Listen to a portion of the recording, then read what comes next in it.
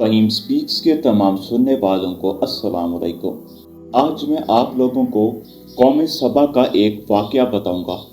प्यारे दोस्तों, अल्लाह ताला ने कौम सबा पर चूहों और सिलाब का अजाब क्यों भेजा और चूहों ने ऐसा क्या काम किया कि कौम सबा सिलाब में बहकर गर्क हो गई। सबा यमन के बादशाहों और इस मुल्क के बादशाहों का लक़ब है। मलका बिल्किस भी इसी कौम से थी। इमाम अहमद रहमतुल्लाह अलैह हजरत इब्ने अब्बास रज़ियल्लाहु अन्हु से रिवायत करते हैं, एक शख्स ने रसूलुल्लाह सल्लल्लाहु अलैहि वसल्लम से दरियाफ्त किया, सबा जिसका कुरान में जिक्र है, ये किसी मर्द या औरत का नाम है या ज़मीन के किसी हिस्से का? रसूलुल्लाह सल्लल्लाहु अलैहि वसल्लम ने फरमाया, ये एक मर्द का नाम है जिसकी औलाद में 10 लड़के हुए, जिनमें से 6 यमन में आबाद हैं और 4 शाम में चले गए। प्यारे दोस्तों, सबा का असल नाम अब्दुल शम्स था। सबा अब्दुल शम्स बिन यशहब बिन यारब बिन कहतान से उनका नस्ब नामी वाज़ेह हो जाता है। अहले तारीख ने लिखा है, सबा अब्दुल शम्स ने अपने ज़माने में नबी आखिर ज़मान मोहम्मद सल्लल्लाहु अलैहि वसल्लम की बिशारत सुनाई थी। सबा की औलाद में बाज़ की सल्तनतें मिस्र, शाम, ईरान और हिंद तक फैली हुई थी, जिनकी यादगार गमदान वगैरह में अब तक बाकी है। इब्ने कसीर के बयान के मुताबिक यमन के दारुल हुकूमत सनेया से 3 मील के फासले पर एक शहर मारब था, जिसमें ये कौम सबा आबाद थी। 2 पहाड़ों के दरमियान ये शहर आबाद था।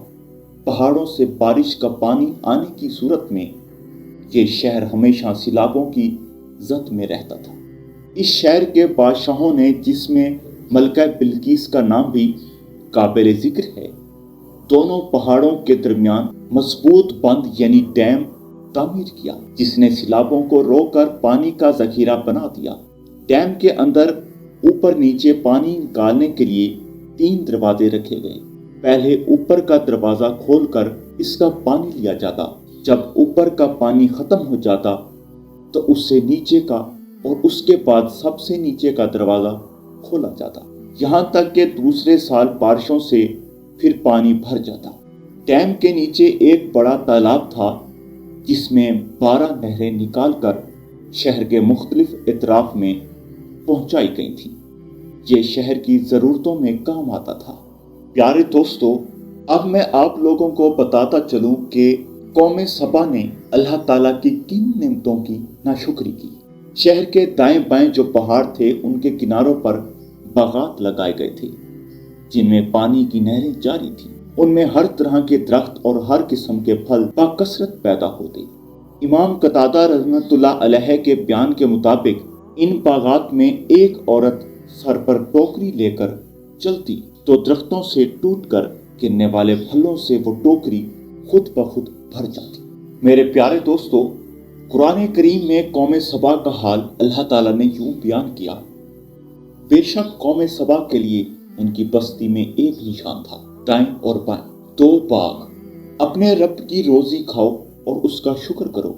अल्लाह ताला ने अपने अंबिया के जरिए इस कौम को पैगाम पहुंचाया, नेमतों का शुक्र अदा करो, अमाल सालिया और अतात अहकाम अलिया के साथ करते रहो। अल्लाह ताला ने तुम्हारे शहर को बल्दा तैयबा बना दिया है, जिसमें सर्दी गर्मी का इतदाल है और आबो हवा ऐसी सेहत बख्श के पूरे शहर में मच्छर, मक्खी, सांप और बिच्छू जैसे मूजी जानवर का नामो निशान है, बल्कि बाहर से आने वाले मुसाफिरों के कपड़ों में जुएं या दूसरे मूजी हजरात होते तो वो भी मर जाते।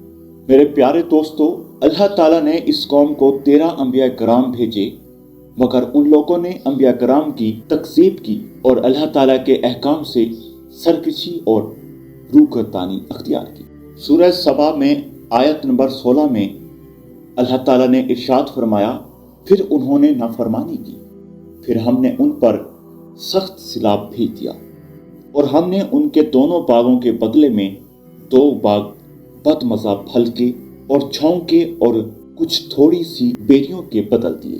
قوم سبا کی سرکشی کے سبب اللہ تعالیٰ نے اس قوم کو سزا دینے کے لیے ست مارب یعنی ارم کو توڑ کر سیلاب سے تباہ کرنے کا ارادہ کیا اور پانی کے عظیم الشان بند پر اندھے چوہے مسلط کر دیے، جنہوں نے اس کی بنیادوں کو کھوکھلا اور کمزور کر دیا۔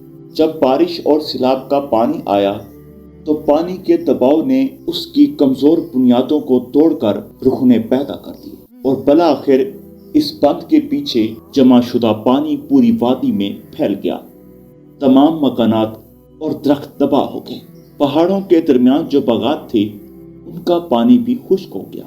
پیارے دوستو، تاریخی واقعات میں ہے کہ کچھ ہوشیار اور دور اندیش لوگوں نے چوہوں کو دیکھتے ہی دوسری جگہ منتقل ہونے کا فیصلہ کر لیا۔ کچھ سیلاب کے شروع میں چلے گئے، 6 قبیلے ان کے یمن میں پھیلے، 4 قبیلے شام میں، مدینہ طیبہ کی آبادی بھی انہی قبائل سے شروع ہوئی اور بہت سے سیلاب کی نظر ہو گئے اور اس کے بعد پورا شہر تباہ ہو گیا۔ ان کے باغات بھی مکمل تباہ کر دیے گئے۔ ان باغات کی جگہ ایسے درخت اگا دیے جن کے پھل بد مزہ اور خراب تھے۔ یہ درخت عطا کی ایک قسم ہے جس پر کچھ پھل ہوتا ہے اور کھایا جاتا ہے، مگر اس درخت کے پھل بھی بد مزہ تھے۔ ابو عبیدہ رضی اللہ عنہ نے فرمایا، خمت ہر ایسے درخت کو کہا جاتا ہے جو خاردار بھی ہو اور کڑوا بھی۔ سورہ سبا آیت نمبر 18 میں اللہ تعالیٰ نے ارشاد فرمایا، اور ہم نے ان کے اور ان بستیوں کے درمیان جن میں ہم نے برکت رکھی تھی بہت سے گاؤں آباد رکھے تھے اور نظر آتے تھے، اور ہم نے ان میں منزلیں مقرر کر دی تھی، ان میں راتوں اور دنوں کو امن سے۔ اللہ تعالیٰ نے ایک انعام ان لوگوں پر صدمارب کیا تھا جس کی وجہ سے ان میں خوشحالی پیا ہوئی، اور دوسری طرف انہیں سفری سہولتیں بھی میسر تھیں۔ میرے پیارے دوستو، ان لوگوں کو تجارت کے غرض سے شام کا سفر کرنا پڑتا تھا۔ شہر مارب سے ملک شام کا طویل فاصلہ ہے، راستے بھی ناہموار ہیں۔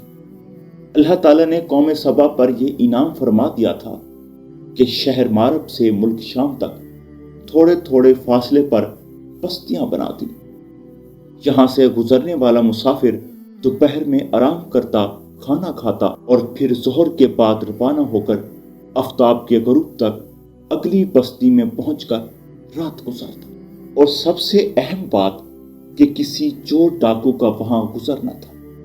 لیکن ان ظالموں نے اللہ تعالیٰ کی نعمتوں کی ناقدری کی اور خود یہ دعا مانگی، اے ہمارے پروردگار، ہمارے سفروں کو دراز کر دے۔ اس کا نتیجہ یہ ہوا کہ انہیں تباہ و برباد کر دیا گیا اور دنیا میں ان کے قصے ہی رہ گئے۔ میرے پیارے دوستو، اب میں آپ لوگوں کو بتاتا چلوں کہ کاہن نے قوم سبا کو کیسے آگاہ کیا۔ ابن کثیر وغیرہ نے اس جگہ کا ایک کاہن کا طویل قصہ بیان کیا ہے۔ سیلاب کا آغاز آنے سے پہلے ایک کاہن کو اس کا علم ہو گیا تھا۔ اس نے عجیب تدبیر سے اپنی زمین جائیداد وغیرہ فروخت کی، پھر قوم کو آنے والے عذاب سے باخبر کیا اور کہا کہ فوراً یہاں سے نکل جاؤ۔ اس نے یہ بھی بتایا کہ اگر بہت دور محفوظ مقام پر جانا ہے تو عمان چلے جاؤ، جو ایسی سواریاں چاہیں جو کیچڑ میں ثابت قدم رہیں اور قحط کے زمانے میں کام آئیں، وہ مدینہ منورہ چلے جائیں جس میں کھجور کثرت سے ہے، جو شراب، خمیری روٹی اور پھل چاہیں وہ بصری چلے جائیں۔ قوم نے اس کے مشورے پر عمل کیا۔ قبیلہ آزر کے لوگ عمان چلے گئے، حسان بصری کی طرف، اوس و خرزاج اور عثمان یثرب کی طرف نکل گئے۔ پتن مروا کے مقام پر اسی طرح یہ قوم ٹکڑے ٹکڑے ہو گئی۔ سورہ سبا آیت نمبر 17 میں اللہ تعالیٰ نے ارشاد فرمایا، یہ ہم نے ان کی ناشکری کا بدلہ دیا اور ہم ناشکروں ہی کو برا بدلہ دیا کرتے ہیں۔ قوم سبا کے عروج و زوال کے ذکر میں بڑی نشانی اور عبرت ہے۔ رسول پاک صلی اللہ علیہ وآلہ وسلم نے فرمایا، مومن کا حال عجیب ہے، اس کے متعلق اللہ تعالیٰ جو بھی تقدیری حکم نافذ فرماتے ہیں سب خیر ہی خیر اور نفع ہی نفع ہوتا ہے۔ اگر اس کو راحت و خوشی حاصل ہوتی تو یہ اللہ تعالیٰ کا شکر ادا کرتا ہے وہ اس کے آخرت کے لیے نفع بن جاتا ہے۔ اگر تکلیف پیش آ جائے تو صبر کرتا ہے جس کا اسے اجر و ثواب ملتا ہے، یہ مصیبت بھی اس کے لیے خیر و نفع بن جاتی ہے۔ اللہ تعالی ہم سب کو نیک اعمال اور نیک کام کرنے کی توفیق عطا فرمائے، اور ہمیں اللہ اور اس کے رسول پاک صلی اللہ علیہ وآلہ وسلم کے احکامات پر چلنے کی توفیق عطا فرمائے۔ تو ملتے ہیں ہم اگلی ویڈیو میں، اپنا خیال رکھیے گا، اللہ حافظ۔